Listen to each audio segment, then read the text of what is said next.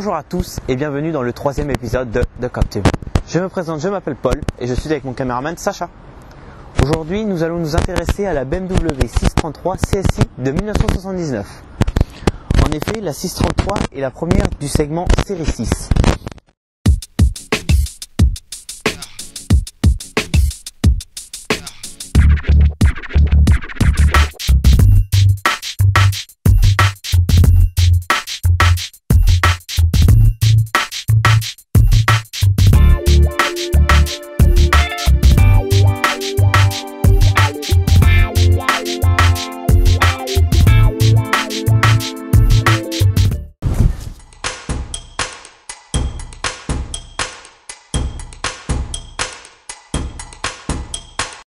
Notre modèle est le 24, produite entre 1975 et 1989.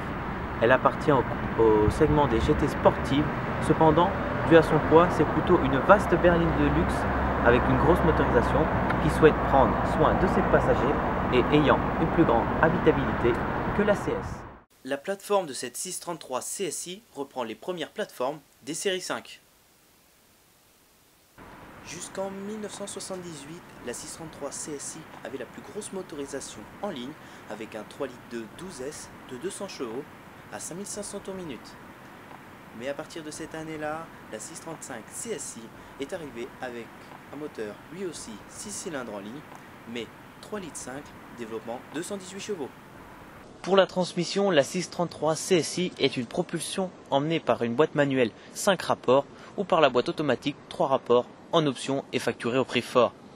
S'ensuit deux autres générations de série 6, la E63 et la F12. En ce qui concerne la consommation, elle est de 13 litres en cycle mixte. Pour résumer sur l'extérieur de cette 633, on remarque que les éléments sont montés avec soin et respirent la qualité.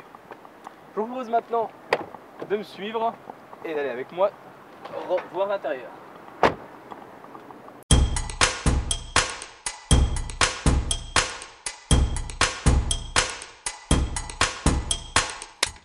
Comme je l'ai dit, la 633 se veut vraiment très confortable, avec la présence de cuir. En ce qui concerne la place du chauffeur, elle est très agréable, avec le volant qui se règle en profondeur. Pour ce qui est de la visibilité, elle est vraiment excellente, avec de grandes vitres latérales et arrière aussi. Donc après un rapide tour général de l'extérieur et de l'intérieur, nous allons la démarrer pour voir ce qu'elle a dans le ventre.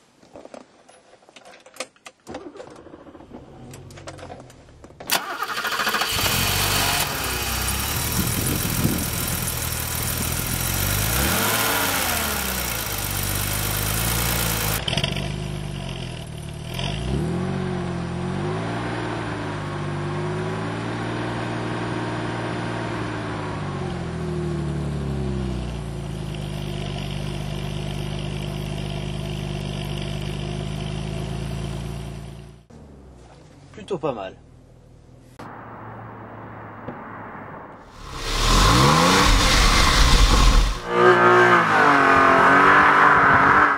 Et on est parti pour la session de caméra embarquée.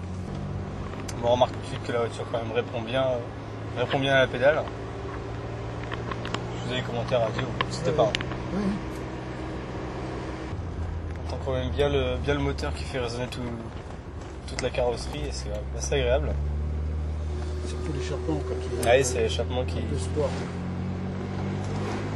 relève bien le tout en fait.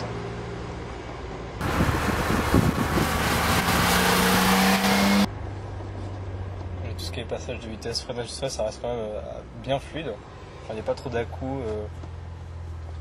Globalement. C'est une boîte inversée, on a la première. Ouais. Puis il y a aussi un modèle qui existe en boîte automatique. Hein. On a vu ça tout à l'heure avec Paul. Mais...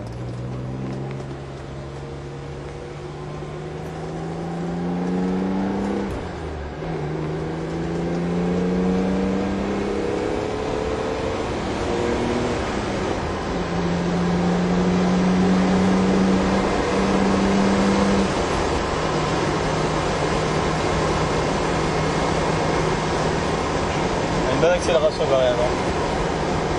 Sans turbo. Ouais. Ah, ça réagit bien.